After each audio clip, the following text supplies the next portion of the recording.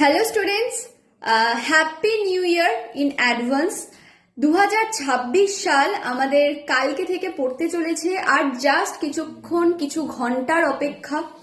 তো এই 2026 সাল যেন এমন একটা বছর হয়ে আসে আমাদের জীবনে, যে অপূর্ণ চাহিদাগুলো আমাদের এতদিন ধরে রয়েছে সেইগুলো যেন আমাদের পূরণ হয়।